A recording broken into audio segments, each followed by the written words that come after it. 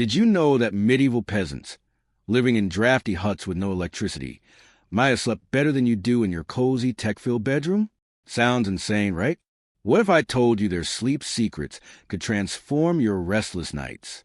Stick around, because we're diving into surprising world of medieval sleep habits, secrets that modern science is only now catching up to.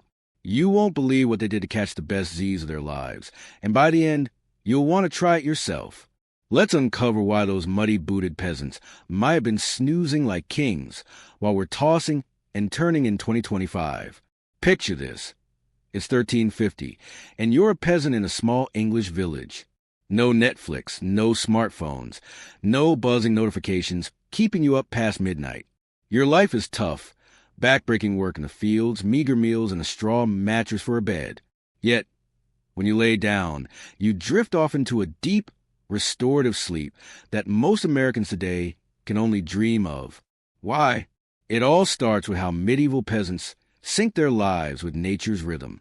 Unlike us, glued to screens and artificial lights, they followed the sun. When it set, their world darkened and their bodies naturally prepared for rest. This wasn't just habit. It was survival. Their brains released melatonin, the sleep hormone, right on cue, something our blue light-bathed brains struggle to do. Ever wonder how much your phone is sabotaging your sleep? Drop a comment below and tell me, how late do you scroll before bed? Let's dive deeper into this natural sleep rhythm.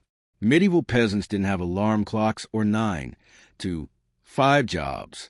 Their days were dictated by daylight. They woke at dawn, worked until dusk, and slept when it got dark. This aligned perfectly with their circadian rhythm, the body's internal clock. Modern Americans, on the other hand, fight this clock daily. We stay up late under LED lights, sip coffee to power through, and wonder why we're exhausted. Studies show that exposure to artificial light suppresses melatonin by up to 50%, making it harder to fall asleep. Peasants? They had candlelight, which barely disrupted their biology. Imagine swapping your phone for a flickering candle tonight. Could you do it? Share your thoughts in the comments. Would you try a tech-free evening for better sleep? Now, let's talk about something even more surprising. Medieval peasants didn't sleep in one long block like we try to. They practiced something called biphasic sleep, and it's a game changer. Instead of aiming for 8 straight hours, they slept in 2 chunks, the first sleep and the second sleep. After sunset, they'd sleep for about 4 hours, wake up for an hour or 2, then go back for another 4. This middle wakeful period wasn't wasted. They'd pray, chat with family, or even do light chores by the fire. Historians like Roger Kirch have found evidence of this in old diaries and court records across Europe. Meanwhile, modern Americans obsess over a single, uninterrupted sleep, stressing out if we wake up at 3 a.m. But what if that midnight wake-up is natural? Ever tried splitting your sleep like a medieval peasant? Let me know in the comments. Would you give biphasic sleep a shot? This biphasic sleep wasn't just random. It was deeply tied to their environment. Without electric lights, the long winter nights naturally stretched their rest periods. In summer, shorter nights meant shorter sleeps, but they adapted effortlessly. Compare that to our rigid schedules. We force ourselves into the same bedtime year-round, ignoring seasonal changes. Sleep researchers now believe this flexibility helped peasants feel more refreshed. They weren't chasing a perfect 8 hours. They listened to their bodies. It's wild to think that a 14th century farmer might have been more in tune with sleep science than we are. Have you ever noticed how your sleep changes with the seasons? Drop a comment and share. Do you sleep better in winter or summer? Let's pivot to another secret. Their beds. You might imagine a medieval peasant's bed as a lumpy straw mattress, and you're not wrong. But here's the kicker. Those beds were designed for sleep, not luxury. Unlike our plush memory foam mattresses, which can trap heat and disrupt circulation, straw beds were breathable and firm. They supported the spine and kept peasants cool in summer, warm in winter with added blankets. Wealthier peasants might have had a wooden bed frame, but even the poorest slept on straw or rushes spread on the floor. Compare that to modern mattresses, which often cost thousands yet leave us waking up stiff. Studies show firm surfaces can reduce back pain for some sleepers. Ever thought about ditching your fancy mattress for something simpler? Tell me in the comments, what's your bed like, and does it help or hurt your sleep? Beyond the bed itself, medieval sleeping arrangements were communal, and that mattered. Families often shared a single room, even a single bed. This wasn't just about space. It created a sense of security. The sound of a spouse's breathing or a child's soft snores was a natural white noise, calming the nervous system. In contrast, many Americans sleep alone or in overly quiet rooms, where every creak can jolt us awake. Researchers say ambient human sounds can lower stress and improve sleep quality. It's why some of us now use apps to mimic rain or waves. Peasants had the real thing. Could you imagine sharing a bed with your whole family? Share your reaction in the comments. Would communal sleeping freak you out or feel cozy? Now, let's tackle diet, because what peasants ate played a huge role in their sleep.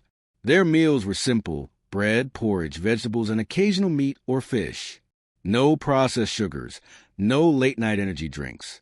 This low-sugar, high-fiber diet kept their blood sugar stable, preventing the spikes that keep us awake today. They also drank ale or weak beer, which, believed 20% alcohol by volume, had a mild sedative effect, unlike our high-caffeine sodas. Modern diets, loaded with sugar and caffeine, can delay sleep onset by up to an hour. Studies show. Peasants ate early, too, giving their bodies time to digest before bed. Ever notice how a late-night snack messes with your sleep? Drop a comment. What's your go-to bedtime snack? And does it help you snooze? Another fascinating aspect was their pre-sleep rituals. Medieval peasants didn't scroll through social media before bed. Instead, they had calming routines, storytelling, prayers, or singing. These activities lowered cortisol, the stress hormone, priming their brains for rest. Compare that to our habit of checking emails or watching intense shows, which spikes adrenaline. Neuroscientists say relaxing rituals can cut the time it takes to fall asleep in half. Peasants also used herbs like lavender or chamomile, either in teas or stuffed into pillows, to promote relaxation. These natural remedies are making a comeback today. Have you ever tried a bedtime ritual to wind down? Share in the comments. What's your secret to falling asleep fast? Let's not ignore the social aspect of sleep.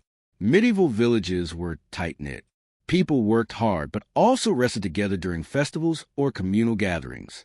This sense of community reduced anxiety, a major sleep disruptor.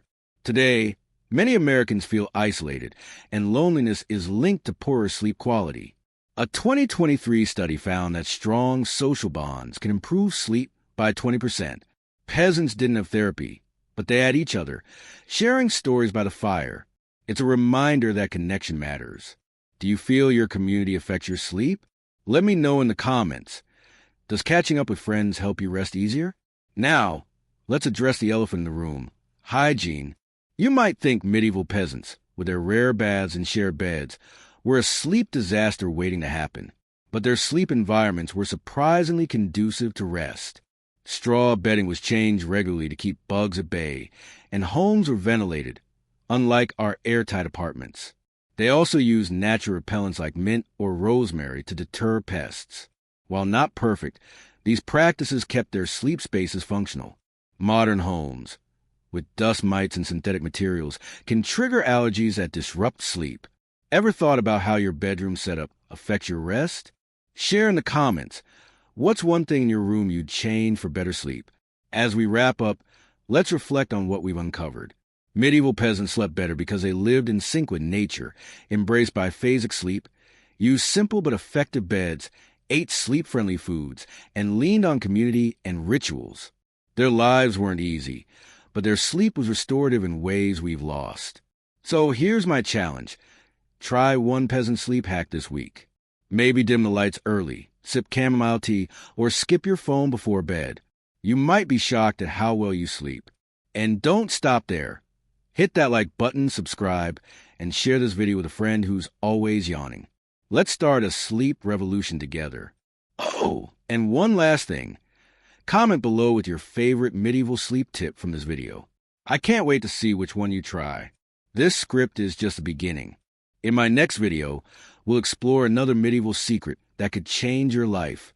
Stay tuned, because you won't want to miss it. For now, sweet dreams, and I'll see you in the comments.